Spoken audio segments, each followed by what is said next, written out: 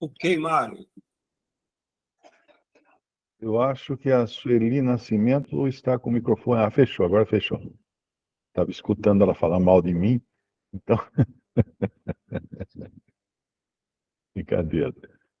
Mas aqui estamos nós de novo, né?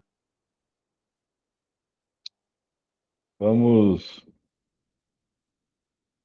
voltar ao nosso estudo da carta de Paulo aos Filipenses, aqueles irmãos daquela assembleia que começou na cidade de Filipos, na casa de Lídia, a vendedora de púrpura, e depois outros acabaram se agregando ali àquela assembleia. Mas no capítulo 4, então, de Filipenses, nós encontramos muitas exortações agora no caráter pessoal.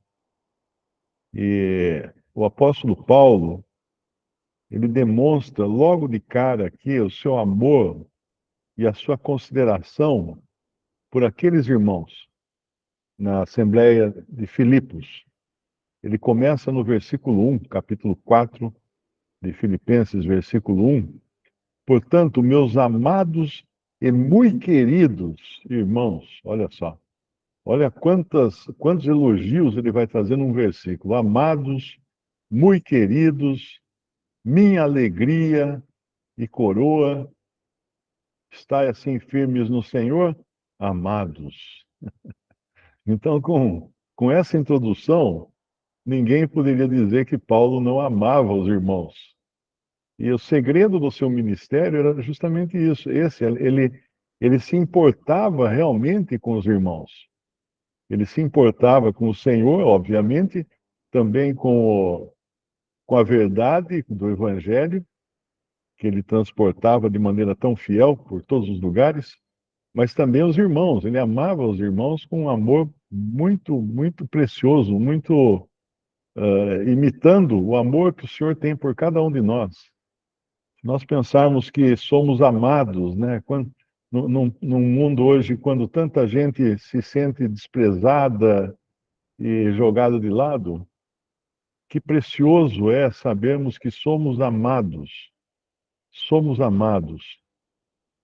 queridos. O Senhor se alegra de nós.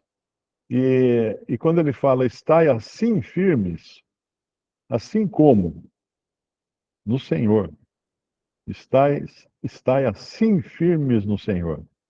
Assim firmes, também com essa alegria, com esse amor, com esse zelo pelas coisas de Deus. E ele no versículo 2 traz à tona um probleminha que estava acontecendo ali na Assembleia de Filipos. Embora seja talvez a única coisa aqui negativa, né, que a gente encontra nessa carta, ao contrário da carta aos Gálatas, por exemplo, tem muitas coisas lá que são negativas, principalmente porque eles estavam abraçando doutrinas, ensinos de, de legalistas, de judaizantes, daqueles que vinham do judaísmo, se convertiam ou apenas vestiam uma roupa cristã, e aí passavam a ensinar lei e a exigir que os irmãos fossem circuncidados, que os irmãos guardassem a lei, e tudo isso ali Paulo tem que repreender na carta aos Gálatas. Mas aqui não tem isso. Na carta aos Filipenses não tem nada disso. E aqui no versículo 2, então, essas duas irmãs, Evódia e Síntique, estavam tendo algum atrito, algum problema, porque ele fala, rogo a Evódia e rogo a Síntique, que sintam o mesmo no Senhor. Tenham o mesmo sentimento no Senhor. Nós podemos ter sentimentos diferentes por muitas coisas, né? Por time de futebol, por gosto por música, por gosto por comida. Cara, não está errado o cristão, né? Tem um lá que gosta de acarajé, o outro gosta de vatapá. Cada um gosta de uma coisa, mas isso tudo bem, não é problema. Agora, quando nas coisas do Senhor existem diferenças, aí é problema. Por isso que ele fala, rogo a Evódia e rogo a Síntique, que sintam o mesmo no Senhor. Nas coisas do Senhor, nós temos que ser concordantes em tudo. E o interessante desse versículo 2 é o cuidado que ele tem de usar o verbo rogar duas vezes, um para cada uma delas. Rogo a Evódia e rogo a Síntique. Nenhuma delas podia falar assim, Paulo só repreendeu a mim. Não, ele exortou as duas. Rogo a Evódia, rogo a Síntique, porque as duas não estavam tendo um mesmo sentimento no Senhor. E depois, no versículo 3, a gente não sabe exatamente quem seria esse verdadeiro companheiro. Alguns acreditam que fosse Epafrodito, né? Peço-te também a ti, meu verdadeiro companheiro, que ajudes essas mulheres que trabalharam comigo no Evangelho e com Clemente e com os outros cooperadores, cujos nomes estão no livro da vida. Alguém poderia falar aqui, está vendo aí? Essas mulheres eram pastoras, eram evangelistas, elas trabalhavam na obra do Evangelho, pregando nas praças, alguma coisa. Nada disso. Nada mais distante disso, porque nós vemos a doutrina que Paulo ensina, em muitas passagens, deixa claro qual é a posição da mulher na igreja e no testemunho público também. Hoje é uma verdadeira vergonha o que está acontecendo na cristandade. Mulheres tomando púlpitos e assumindo posições que jamais caberiam a uma mulher. Mas então como que elas trabalharam com Paulo no Evangelho? Muito, muito simples, né? Uma das coisas que era necessário era a hospitalidade. Então, o fato de uma família hospedar Paulo e a irmã naquela família, preparar as refeições e os cuidados com o seu visitante, com o seu hóspede, ela estava, ela estava trabalhando no Evangelho.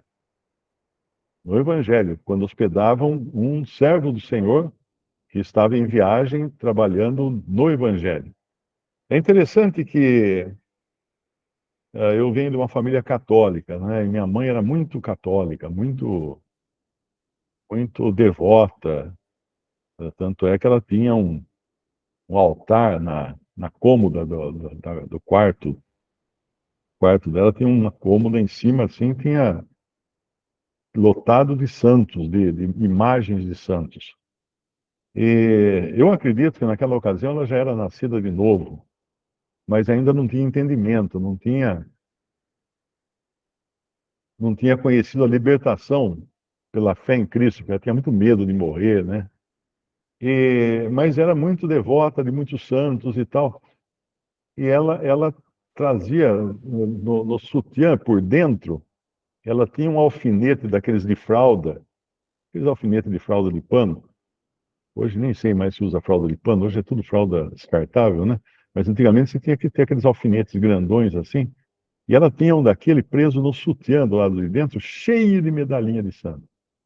Então, quando ela caminhava, parecia um chocalho caminhando. Tchic, tchic, tchic, tchic. A gente escutava o barulho daquelas medalhinhas. Bom, ela se converteu, daí quando ela realmente entendeu o evangelho, ela se livrou de tudo isso, né? As imagens, botou na churrasqueira lá os quadros com imagem, pôs fogo em tudo, ou quebrou as imagens também, jogou fora as medalhinhas e tudo mais.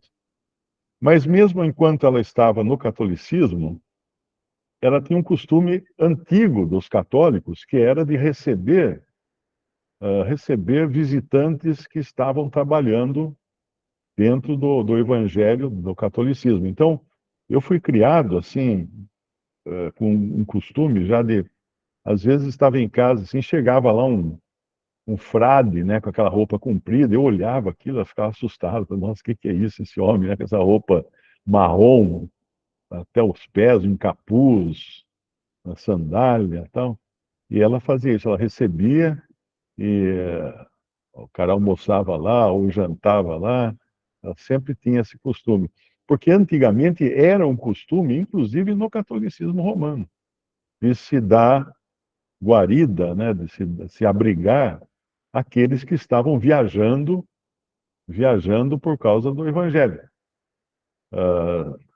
Não querendo entrar aqui em questões se era o evangelho puro, se era um evangelho misturado com idolatria, com outras coisas, mas nós sabemos que o fato de, lá em Apocalipse, nós termos uma igreja, que é Apocalipse 2,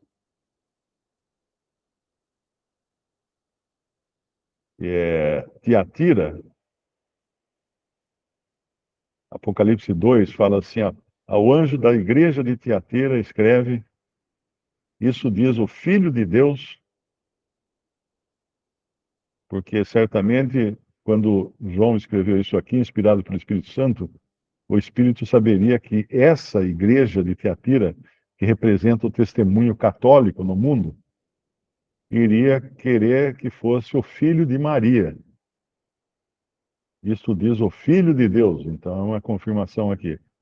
Que tem seus olhos como chão de fogo, os pés semelhantes ao latão reluzente, conheço as suas obras, etc., mas tenho contra ti que toleras Jezabel, mulher que se diz profetiza, ensinar e enganar os meus servos para que se prostituam e comam do sacrifício da idolatria. O que eu chamei a atenção para trazer esse versículo aqui de Apocalipse, que nós entendemos que as cartas às 7 igrejas representam 7 épocas do testemunho cristão no mundo, e dessas, as 3 últimas, né? Tiatira, Sardes, Laodiceia e finalmente as 4 últimas, e finalmente a Tiatira, Sardes, eh, Filadélfia e Laodiceia. Essas 4 últimas aqui, pelo menos, elas representam o testemunho cristão no mundo dos últimos séculos, dos últimos tempos. Então, o fato de estar incluído aqui também, Tiatira, que é uma representação do catolicismo romano, mostra que ainda, apesar de todos os erros que existem naquela religião católica romana, ela ainda é um testemunho do nome de Jesus no mundo. Nós nunca podemos desprezar isso. Quem já leu a história do cristianismo no Japão sabe que o primeiro, São Francisco Xavier, foi o primeiro a levar a cruz de Cristo, a mensagem da cruz, para o Japão. E muitos no Japão se converteram, e muitos eram inclusive crucificados no Japão. E outros eram obrigados a pisar sobre uma imagem de Jesus na cruz e cuspir, ou, ou serem mortos. Então houve uma repressão, uma perseguição muito, muito feroz no Japão contra aqueles que abandonavam as religiões pagãs lá do Japão, o budismo e outras religiões, para abraçar o cristianismo, que foi levado até lá pelos missionários católicos. Muita gente que vem do meio evangélico acha que cristianismo começou com Martinho Lutero. É um engano. É um engano. Tanto é que antes de existirem as igrejas protestantes, todo cristão era católico. Ah, mas então não tinha salvação? Claro que tinha. Quem cria no Senhor Jesus estava salvo. E muitos deles creram. E muitos foram até queimados em fogueira porque eles afrontavam o Vaticano, né, o Papa. Então é importante entender isso. Mas vamos voltar lá para o nosso assunto hoje, que é Filipenses. Filipenses 4. Então, eu estava falando aqui daquelas irmãs, das mulheres, versículo 4, Filipenses 4, 4, 3, versículo 3. Peço-te também a ti, meu verdadeiro companheiro, que ajudes essas mulheres que trabalharam comigo no Evangelho, e com Clemente, e com os outros cooperadores cujos nomes estão no livro da vida. Então, essas mulheres, elas tinham uma função e, e trabalhavam realmente ajudando Paulo no Evangelho, mas não era para pregar na rua, não era para ensinar doutrina, porque nós sabemos que em 1 Timóteo, capítulo 2, a mulher é proibida de ensinar. Não permito que a mulher ensine, nem exerça autoridade de homem, mas esteja submissa, esteja em submissão. Mas daí, quando fala hospitalidade, por exemplo, essas mulheres trabalhavam hospedando também os irmãos que viajavam, que visitavam, que levavam a palavra. E as mulheres ensinavam? Sim, também as mulheres ensinavam, porque existe uma esfera de ensino que é apropriado para a mulher. Não é a esfera de ensino dos irmãos, dos homens. É a esfera de ensino lá de Tito, capítulo 2, versículo 1. Tu, porém, fala o que convém à sã doutrina, os velhos que sejam sóbrios, graves, prudentes, sãos na fé, no amor e na paciência, as mulheres idosas, olha aqui, semelhantemente que sejam sérias no seu viver, como também as santas, não caluniadoras, não dadas a muito vinho, mestras no bem, para que ensinem as mulheres novas a serem prudentes, a amarem seus maridos, a amarem seus filhos, a serem moderadas, castas, boas donas de casa, sujeitas a seus maridos, a fim de que a palavra de Deus não seja blasfemada. Então, as irmãs que estão escutando isso, às vezes se sentem até meio deixadas de lado, acham, não, mas eu sou mulher, então não posso atuar na obra do Evangelho, na obra do Senhor. Claro que pode. Está aqui, dentro dessa esfera, aqui dentro dessas atividades, né, de ensinar outras irmãs essas disciplinas aqui, serem prudentes, amarem seus maridos, amarem seus filhos, serem moderadas, castas, boas donas de casa, sujeitas aos seus maridos. Se ela se dedicar a isso, não vai faltar trabalho para ela. O que acontece é que as mulheres querem ocupar a posição de homens. Aí é errado. Mas ela pode ser, sim, uma mestra de outras irmãs mais jovens e também de crianças. Uma mulher ensinar crianças, assim como a mãe e a avó de Timóteo ensinaram a ele as sagradas letras. Ensinaram a Timóteo as sagradas letras. Então, existe sim trabalho para as irmãs dentro do Evangelho, da obra do Evangelho. E deixa eu achar de novo onde é que eu estava aqui. É Filipenses 4. E é essas que Paulo elogia no versículo 3 de Filipenses 4, que ajudes essas mulheres que trabalharam comigo no Evangelho. E ele vai também mencionar na carta aos Romanos, em alguns outros lugares, ele vai falar dessas irmãs que eram de grande auxílio para ele e para outros irmãos que estavam na obra. Então, qual era a mensagem para essas? Versículo 4. Regozijai-vos sempre no Senhor. Hã? Não entendi? Outra vez digo, regozijai-vos. Alegrem-se sempre no Senhor. Outra vez vos digo, alegrem-se. Alegrem-se. A característica de um cristão normal deveria ser o regozijo, a alegria. Ele deveria irradiar a alegria por onde quer que ele passasse. E não ficar murmurando, né? Aqueles caras que parece que só ficam reclamando, só ficam murmurando, não encontra nenhum motivo para se alegrar. Ora, quem está salvo, perdoado de todos os seus pecados, pronto para subir para o céu a qualquer momento, vai reclamar de quê? Hã? Só tem alegria. Tem tudo para ser um alegre, para se regozijar no Senhor e se regozijar sempre no Senhor. Sempre. É o que diz o versículo 4 aqui. Então, esse é o segredo de um cristão. Alegria. Alegria. O que identifica também esse cristão? Alegria, regozijo. Ele não é vitimista, né? Ele não é aquele do mimimi, aquele que tudo tá errado para ele, tudo dá errado. Ah, ó dia, ó vida, eu sei que não vai dar certo, né? Aquele cara que só reclama do desenho animado lá do Harry, Hip Harry, alguma coisa assim. A hiena e o leão. A, a hiena, o leão a hiena só reclama, né? O leão que é sempre positivo. Mas seja o versículo 5, 4, Filipenses 4, 5. Seja a vossa equidade notória a todos os homens. Vamos procurar uma outra versão. Seja a vossa moderação, na versão atualizada, está melhor, porque é mais usada a palavra moderação do que equidade, né? A gente quase não usa equidade. Mas seja a vossa moderação conhecida de todos os homens, perto está o Senhor. O cristão é um que não tem, ele não pode ter explosões, né?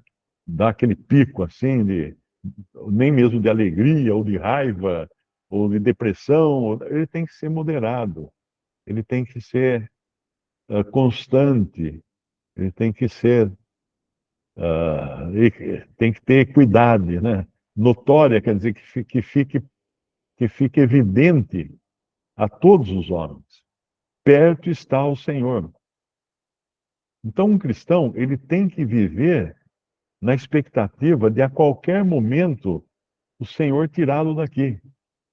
Não é essa a expectativa que nós vivemos? Se não for, está errado. Porque perto está o Senhor. O Senhor está a qualquer momento para nos tirar desse mundo, seja pela morte, seja pelo arrebatamento. Mas Ele está perto. Ele está perto.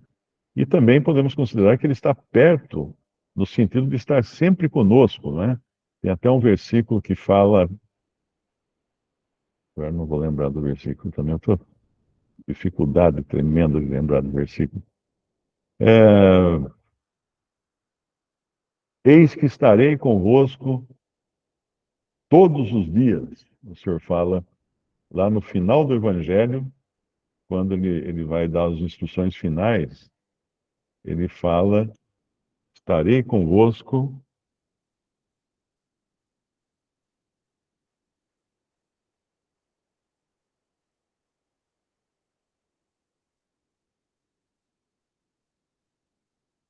Deixa eu achar aqui a passagem.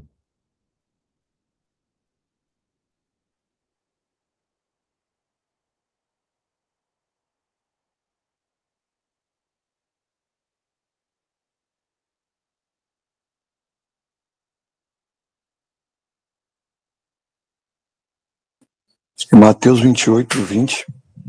Mateus 28, 20. Muito obrigado. Mateus 28, 20. Ensinando-os a guardar todas as coisas que eu vos tenho mandado, e eis que eu estou convosco todos os dias, até a consumação dos séculos.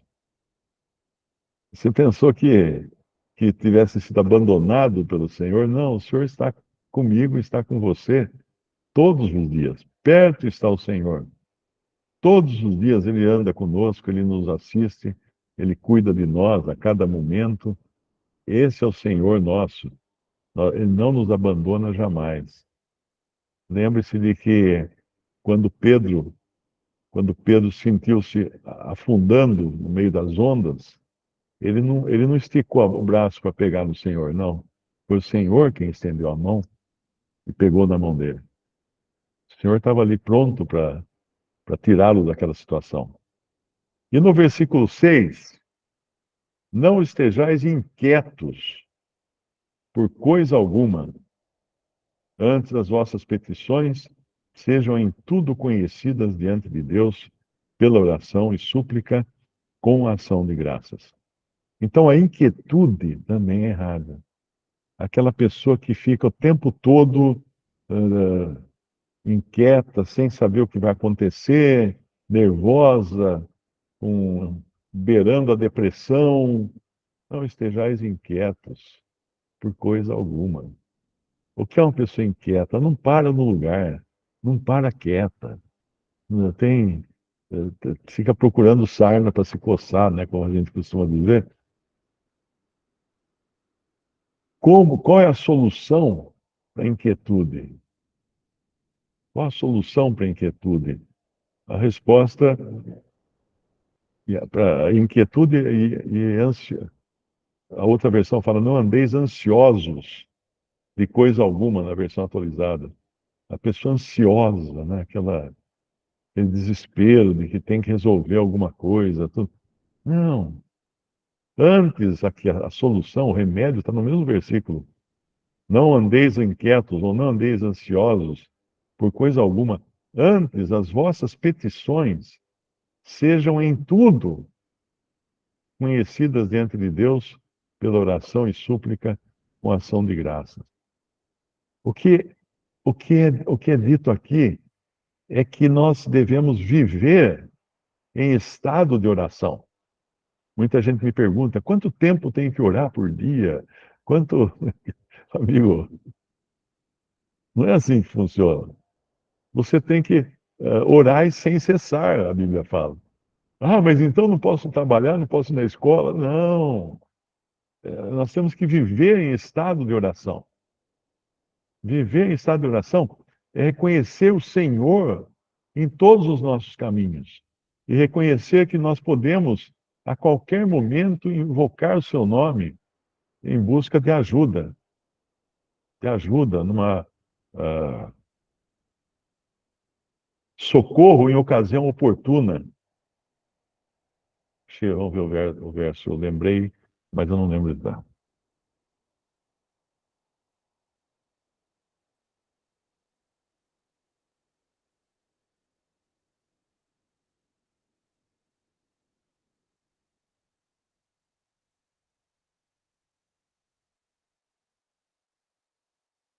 Ah,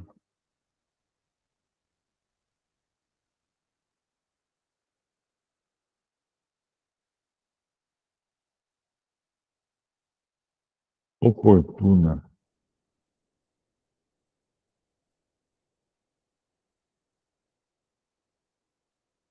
Não.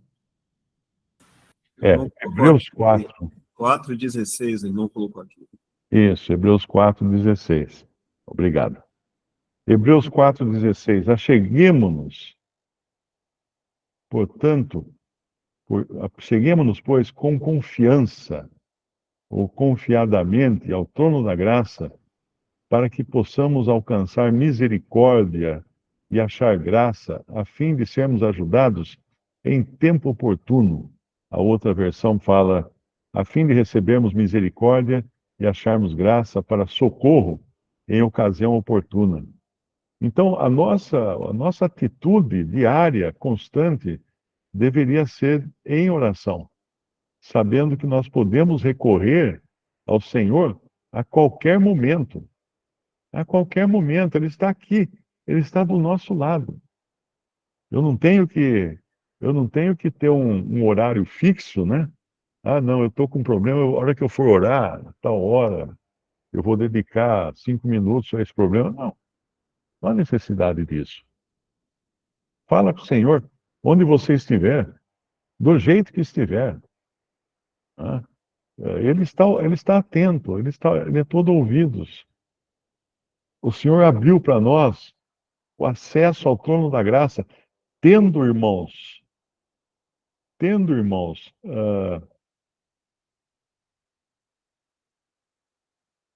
é que ele fala audácia, não é audácia a palavra, intrepidez,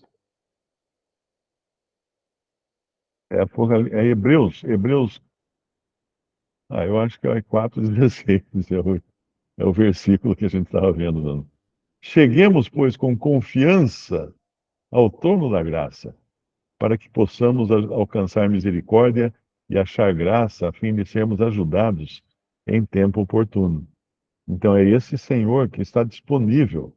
Você não tem que esperar na recepção, você não tem que marcar consulta, você não tem que pedir para a secretária se pode atender agora, exatamente agora, o atendimento urgente. Não. A qualquer momento ele está disponível, Senhor. Nós podemos entrar na presença dele a qualquer momento, sem precisarmos de intermediários. Porque a religião do homem criou aí o sacerdote católico ou o pastor protestante como intermediário. Então você tem que pedir para eles então irem levar uma oração, uma prece ao Senhor. Mas é bobagem, isso é mentira, isso é engano.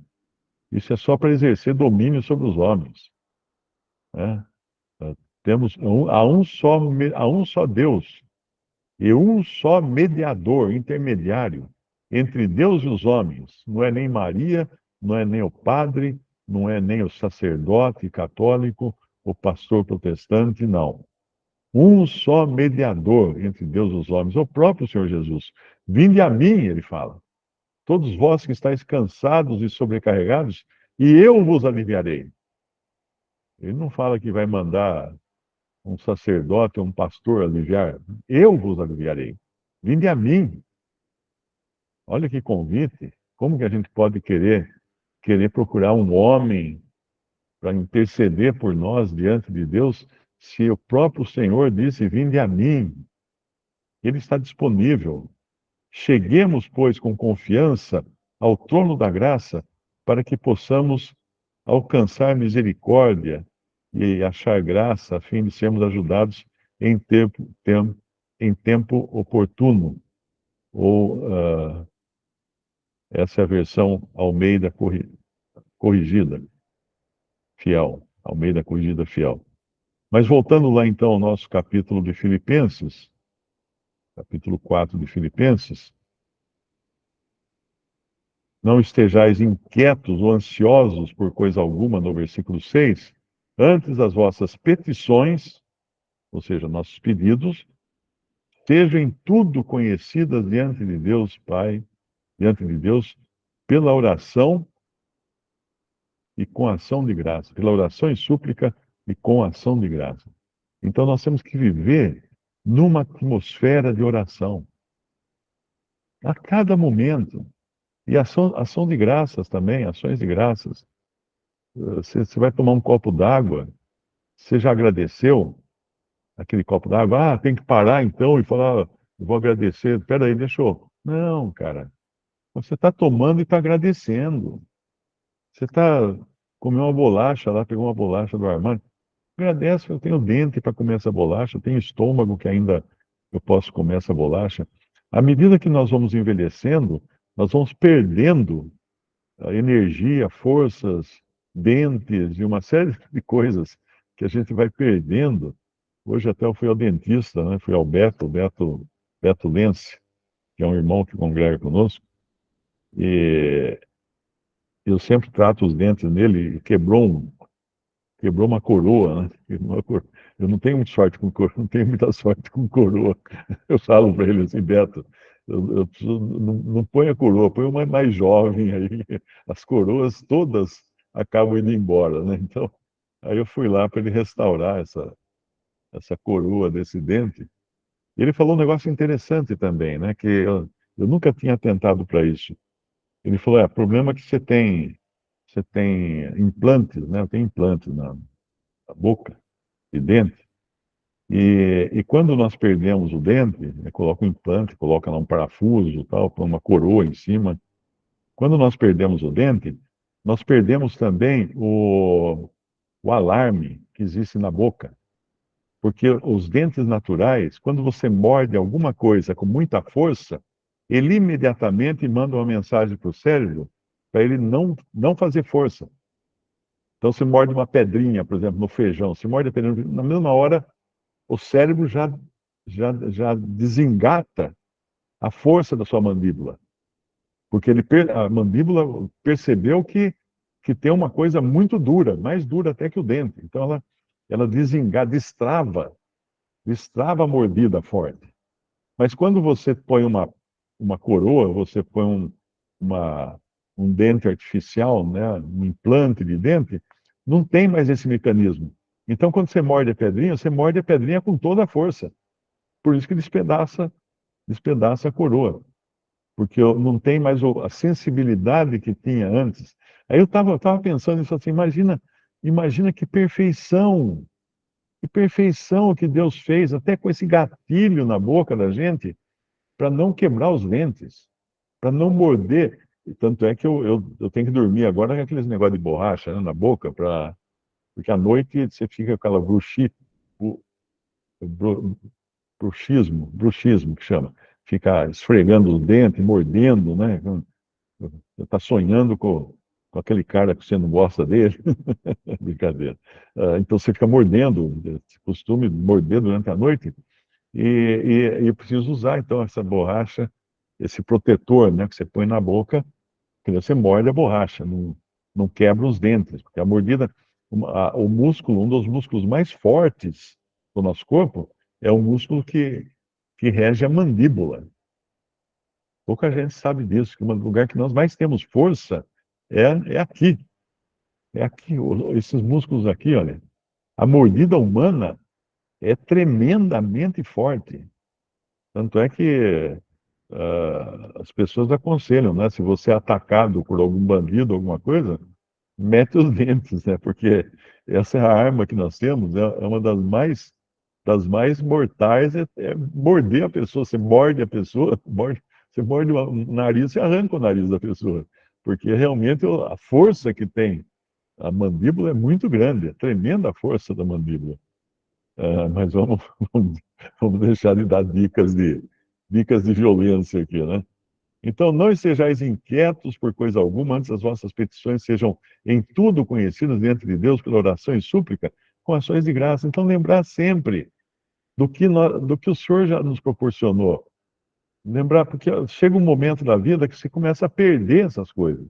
Você perde os dentes, você perdi a válvula do meu coração, precisei fazer um implante de uma válvula artificial lá de um porco. Você perde força, né? Você perde energia. Então, tanta coisa que às vezes a gente não dá graças porque nós ainda não perdemos. Mas quando você começa a perder, aquela,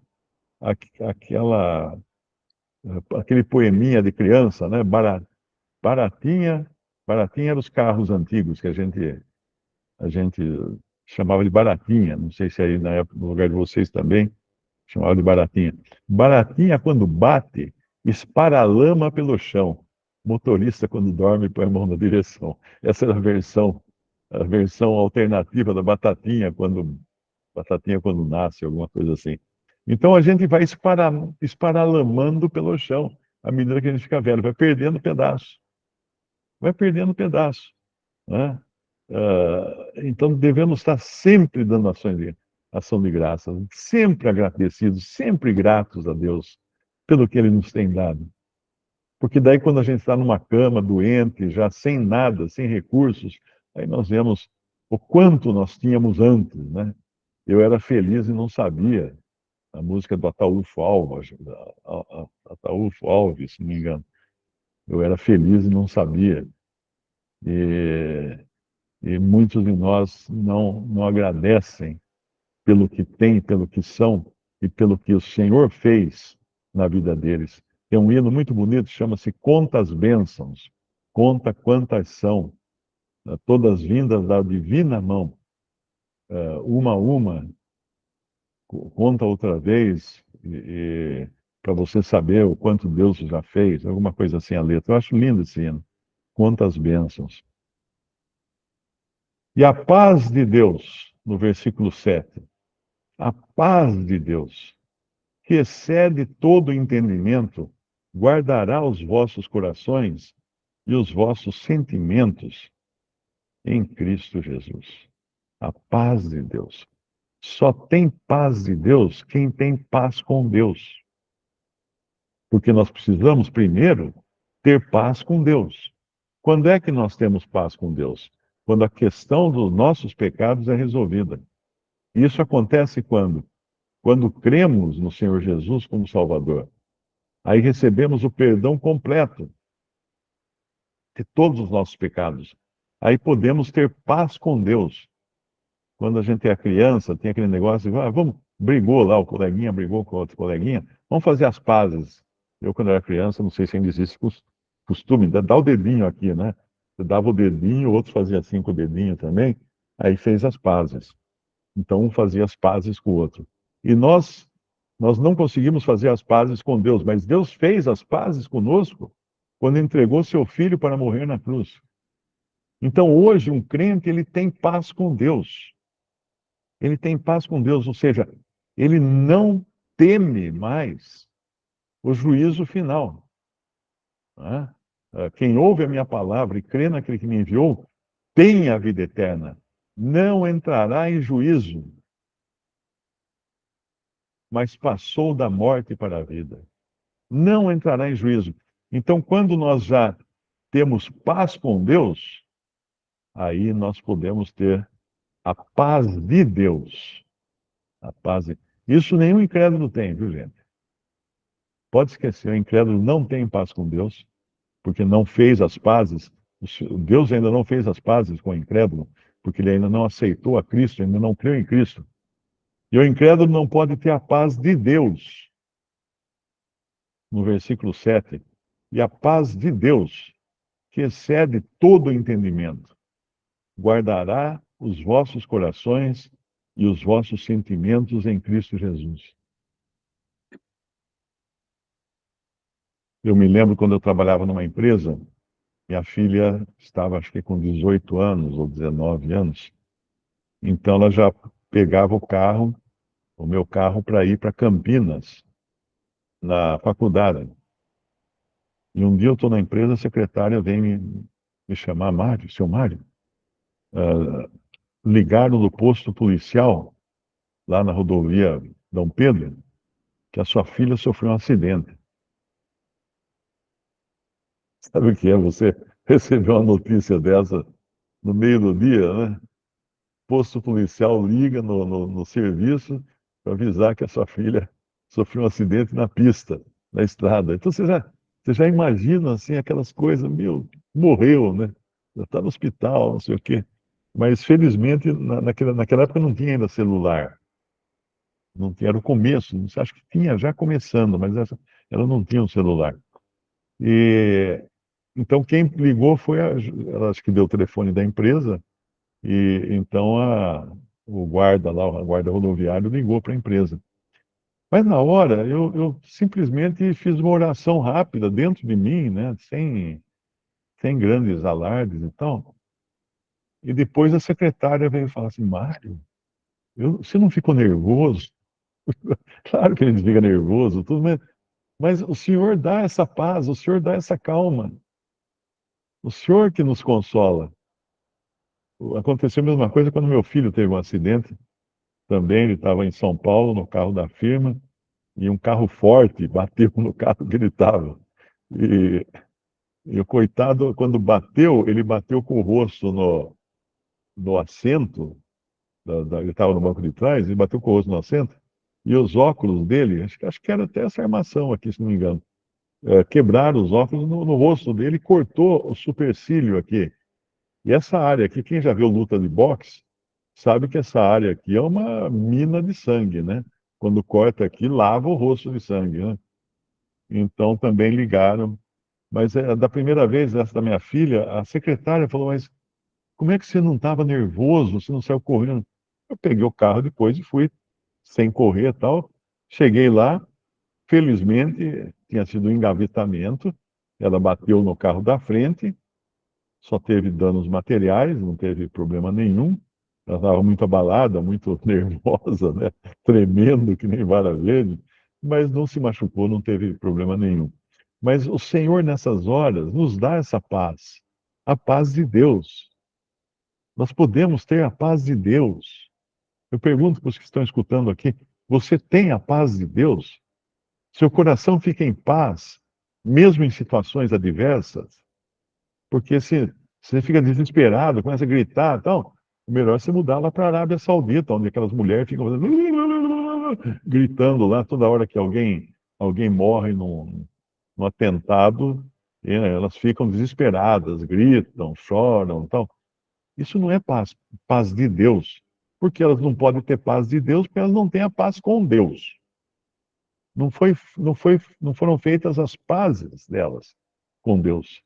Então, a paz de Deus, que excede todo o entendimento, inclusive da secretária da firma, ela não entendia. Você não está nervoso, você não tá xingando, não está brigando, né? A paz de Deus. A paz de Deus, que excede todo entendimento, guardará os vossos corações e os vossos sentimentos em Cristo Jesus. A paz é a paz de Deus. Teve acho que 3 ou 4 missionários americanos que foram pregar o evangelho para uma tribo de índios na Colômbia, eu acho que era Colômbia, na selva amazônica da Colômbia. E fizeram contato, inclusive eles tinham um avião, não, eles eram pilotos, né, de uma missão evangélica para levar o evangelho aos índios. E eles conseguiram pousar um teco-teco, né, um aviãozinho pequeno, na praia de um rio, e lá fizeram os primeiros contatos no começo e tal, mas no fim os índios acho que ficaram desconfiados e mataram todos eles. Aí, quando vieram outros procurar, acharam lá o avião e os corpos na areia da praia do rio, né? Mataram todos eles. Aí passou um tempo, a esposa de um deles voltou lá para pregar o evangelho, para falar com os índios, falar do evangelho com os índios e fazer um trabalho com as crianças da tribo. Então, muitos que viram aquilo ficavam surpresos. Mas como é que pode? Porque aí os índios se converteram, né? Os índios acabaram se convertendo. Mas como é que pode isso? Ela não estava com raiva dos índios? Não, não, porque ela sabia muito bem que o marido dela e os outros estavam com o Senhor agora. Quem pode ter? É só um doido, né, que pode pensar assim, mas o cristão é um doido. O cristão é um louco para esse mundo. Porque nós fazemos parte daquele grupo para os quais dos quais o mundo não era digno, como fala em Hebreus capítulo 11. Pessoas que se entregavam para a morte, confiando em Deus somente, e espantavam até os incrédulos. Então, para espanto dos incrédulos, a paz de Deus, que excede todo entendimento, guardará os vossos corações e os vossos sentimentos em Cristo Jesus. Quantas pessoas que perderam um ente querido, né, para um crime, para um assalto, para um acidente, e tem paz. Tem paz. Por que tem paz? Porque creem no Senhor Jesus. Porque são salvos por Cristo. E sabem que nada acontece que não tenha que passar antes pela vontade do Senhor. Pela aprovação do Senhor, melhor dizendo. E no versículo 8, então, ele vai acrescentar algumas coisas mais. Quanto ao mais, irmãos, tudo que é verdadeiro, tudo que é honesto, tudo que é justo, tudo que é puro, tudo que é amável, tudo que é de boa fama, se alguma virtude há e se algum louvor há, nisso pensai. Então, quando você vai fazer alguma coisa ou pensar em alguma coisa, pergunte a si mesmo: isso é honesto? Isso é verdadeiro? Isso é honesto? Isso é justo? Isso é puro? Isso é amável? Isso tem boa fama? Existe alguma virtude nisso? Existe algum louvor nisso? Aí sim se dá o passo. Porque se for o contrário, né, tudo que é mentira, tudo que é desonesto, tudo que é injusto, tudo que é impuro, tudo que é detestável, tudo que é de má fama. Tem gente que só se enrola porque só entra nessas. Você conhece alguém assim, não conhece? Eu conheci um cara que ele não conseguia fazer nenhum negócio sem acrescentar algum trambique. fazia trambique. Uma vez, ele pegou um serviço, né? Ele pegava bico de tudo que era jeito, né? E o serviço, ele pegou a representação de papel de parede. Aí ele foi colocar o papel de parede, ele mais um funcionário dele, foram colocar numa casa o papel de parede, né? Aí começaram a colar o papel de parede e tal. Aí a dona da casa falou assim, mas esse papel tem que ter impermeabilizante, não tem? Eu falei, não, senhora, temos sim impermeabilizante. Nós vamos aplicar depois de colocado o papel, nós vamos aplicar impermeabilizante. Aí a hora que acabaram de empapelar a sala, o quarto e tal, ele chamou o rapazinho lá que trabalhava com ele e falou assim, ó, vai no boteco da esquina, compra 1 litro de leite. O rapazinho foi, comprou 1 litro de leite, ele despejou num balde com água, então ficou aquela água cor de leite, assim, né? Aí chamou a dona e falou assim, aí dona, agora nós vamos aplicar o impermeabilizante.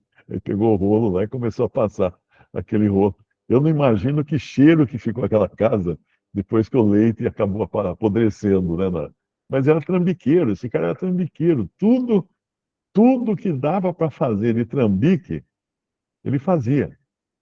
Já é falecido há muitos anos, né? Mas tem gente que é assim, tem gente que não consegue fazer nada se não tiver algum trambique, alguma desonestidade enfiada no meio. Ele não consegue. Então, isso aqui é o contrário da maneira do mundo dele. O mundo age de maneira contrária a isso. É tudo que é mentira, tudo que é desonesto, tudo que é injusto, tudo que é impuro, tudo que é detestável, tudo que é má fama. Isso aqui o mundo age assim, mas o cristão não. E ele dá essas instruções aqui, e no versículo 9, o que também aprendestes, e recebestes, e ouvistes, e vistes em mim, Paulo está falando, isso fazei, e o Deus de paz será convosco. Agora pensa assim, você consegue falar para alguém, ó, o que você vê eu fazer, ou eu dizer, ou eu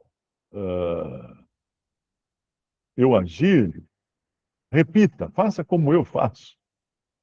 É muita audácia de Paulo isso. Mas ele podia dizer isso porque ele tinha certeza de que ele agia dentro dessa ética que fala no versículo 8, das coisas verdadeiras, das coisas honestas, das coisas justas, das coisas puras, das coisas amáveis.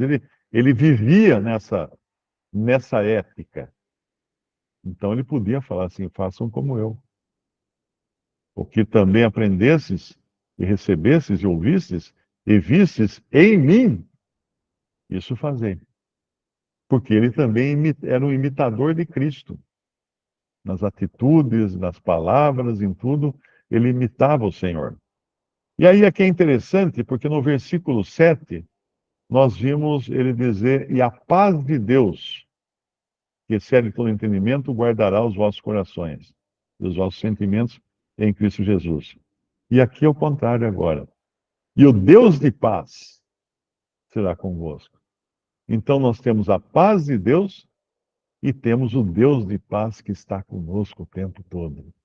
E a paz com Deus nós só conseguimos porque nós temos o Deus de paz. Que consolo é isso, irmãos? Que coisa maravilhosa, que tesouro nós temos. Que coisa incrível.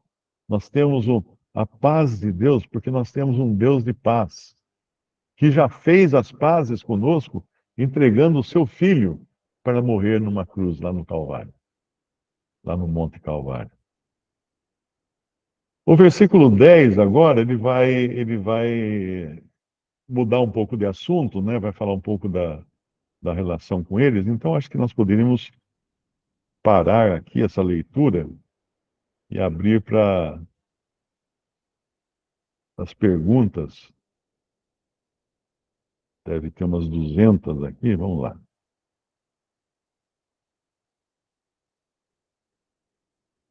Quase que me engasgo aqui com os gritos das mulheres na faixa de Gaza. Realmente, é triste, né? É triste quando a gente vê o desespero. Eu vi uma vez um documentário era de um povo, acho, na uma ilha do Pacífico e tal, e o cara perdeu o filho. E ele vai levar as oferendas lá, as coisas no túmulo. Eu acho que ele era budista, ou era muçulmano, não me lembro bem. Mas o filho dele estava enterrado lá no lugar, ele vai lá. Mas o cara entra num desespero para levar as oferendas lá, mas depois você fica pensando, que vida triste, sem esperança, sem Deus no mundo.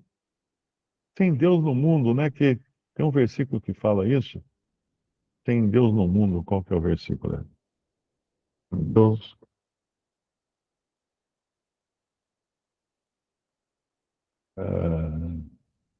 é Efésios 2:12, que naquele tempo estáveis sem Cristo, separados da comunidade de Israel e estranhos às alianças da promessa, não tendo esperança e sem Deus no mundo. Gente, nós um dia estivemos assim, nessa sequidão de estio, nessa, nessa escuridão, nessas trevas, sem saber para onde nós iríamos caso morrêssemos. Que triste que é. Por isso que é muito diferente. Você vai num velório de incrédulos, tá lá a família, os amigos, desesperados, arrancando os cabelos, né? Você vai num velório de um crente realmente que creu no Senhor, estão todos lá cantando hinos, dando graças a Deus. Talvez até alguém levante e comece a falar do Evangelho para os visitantes, para os familiares. Ninguém está desesperado, porque tem a certeza, tem Deus, tem a paz de Deus e tem o Deus de paz. Tem as duas coisas. Mas vamos ver quem mais aqui comentou. As formigas, né? O Milton colocou aqui só o cheiro e as formigas que vieram depois. Pois é, imagina o cheiro de leiteria, né? Tinha uma leiteria, quando eu era criança tinha uma leiteria perto de casa, que era da onde vinha o leite. O leite naquele tempo a gente comprava em litro, né? Litro de vidro. Depois tinha que levar o litro de volta na leiteria para colocar mais leite. Mas o cheiro na leiteria era horrível, né? Porque caía leite no chão, espalhava leite para todo lado. Naquele tempo não tinha toda a limpeza que existe hoje nesses lugares.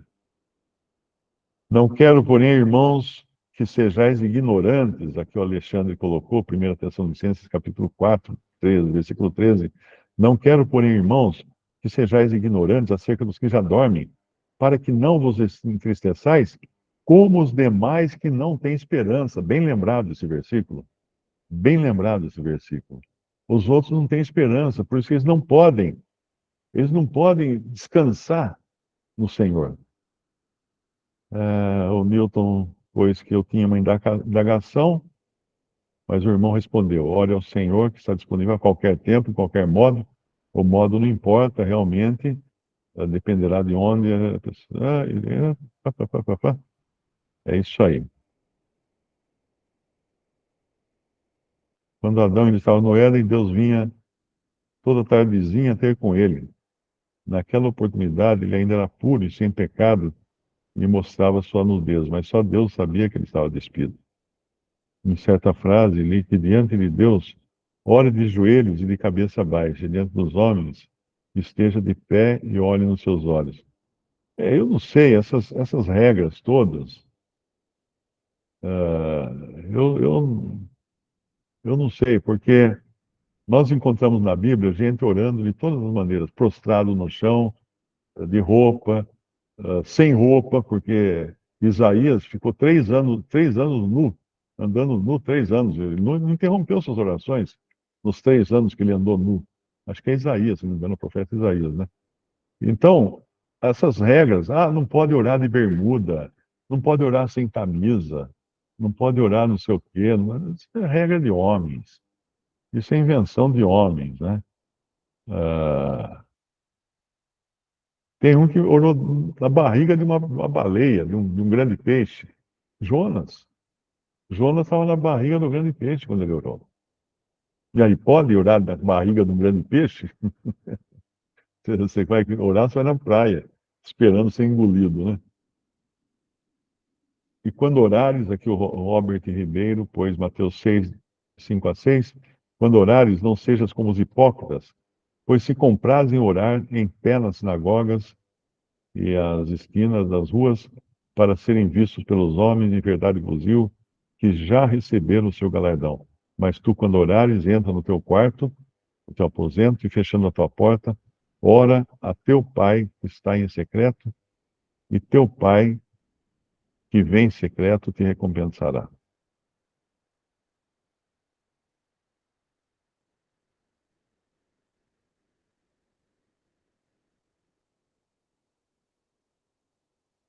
Newton, eu não sei, acho que você está copiando coisas de alguma religião aqui, né? Pensa, seja simples. Ore, pronto. Ah, mas de cabeça para baixo, é deitado, em pé, plantando bananeira, não interessa. É que nem alguém perguntou uma vez se o homem tem que tirar o chapéu para orar, né? O homem tem que descobrir a cabeça para orar. Então não pode o homem orar de cabeça coberta de jeito nenhum. Eu falei, meu amigo, se o rapaz é motoqueiro e está de capacete e passa um caminhão na frente dele, que ele vai se estraçalhar no caminhão, o que ele faz? Ele para a moto, tira o capacete e aí pede socorro ao Senhor? Não, de jeito nenhum. Ele vai pedir socorro ao Senhor do jeito que ele está naquela hora. Então existe a oração espontânea, não é?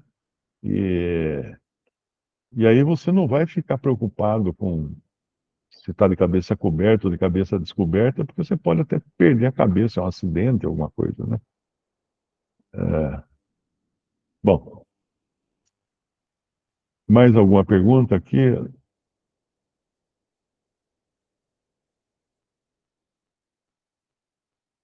Ninguém mais tem perguntas, podemos encerrar? Deixar para continuar a partir do versículo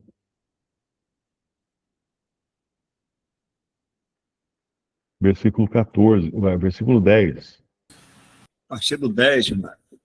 né? 10 acho que tá bom, né? Isso. Filipenses 4, 10. Está registrado.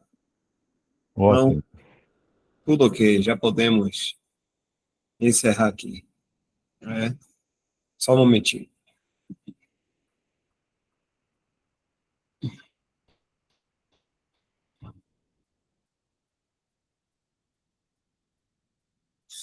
Isaac, poderia agradecer, Isaac? Para encerrar? Tirar aqui a gravação. Se o Isaac pode falar aí. Vamos? Certo, Isaac?